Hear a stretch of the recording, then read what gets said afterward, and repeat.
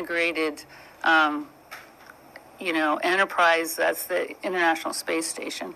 And Kirk, you probably could add, it's a very complicated, Sure. system. First of all, I promise good weather tomorrow, Kathy. I Excellent. promise no rain showers. We did have a solar flare, but I don't think that'll impact our operations. But there's a series of tests along the way. Just like on Demo 1, there's some additional tests. Of course, Doug's going to take over and fly manually, and the crew on board the Dragon, Bob and Doug, monitoring how the vehicle comes in. And Chris Cassidy on board the ISS will also be monitoring it. So it really is, how does the vehicle perform? How does the integrated crew, both the crew on the Dragon and the crew on the International Space Station, handle all that? And then, of course, equalizing the pressures, making sure there's no leaks when it's mated to the ISS. And then finally, just training the crew to come across the hatch and how the ISS works and be part of that bigger integrated team. So I think there's a tremendous amount of things to learn along the way. And we have very, very experienced crew on board the ISS and a very, very experienced crew on Dragon. And I think it'll go really well. But I'm sure we'll learn a few things along the way. Thank you. Our next question is going to come from Jackie Goddard of Times of London. Hello, thank you, and congratulations. My question is for Elon. You said last week that you had told Bob and Doug's two little boys that you would do everything you can to bring them home safely. Even with a safe launch out the way, that must still weigh on you throughout the mission, though. And I wondered if you can share some personal insight into what it's like to have that responsibility, not just with your SpaceX hat on, but as a dad. Thank you.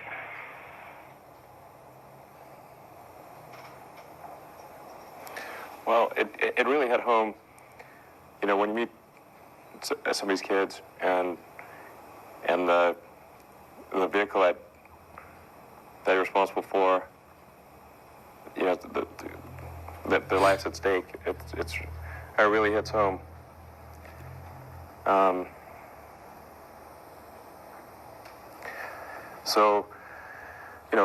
There's still. So we still got to dock with the space station. We still got to return. I think there's an argument that the return is more dangerous in some ways than the ascent. So we don't want to declare victory yet. We need to bring him home safely. Make sure that we're doing everything we can to minimize that risk of reentry and return. We were able to do that with the Demo 1 vehicle, so we were able to retire a lot of risk with the reentry there. That's a big deal, but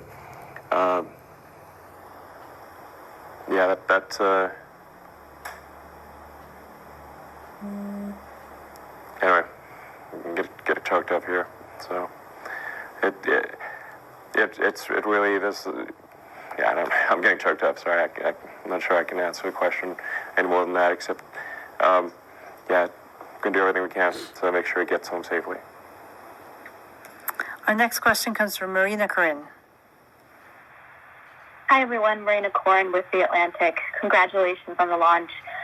This is for Elon or Jim. Do Bob and Doug want to dock manually to the ISS instead of letting Dragon do it? Are they allowed to do that, or can they only take over if there is a problem or some kind of emergency?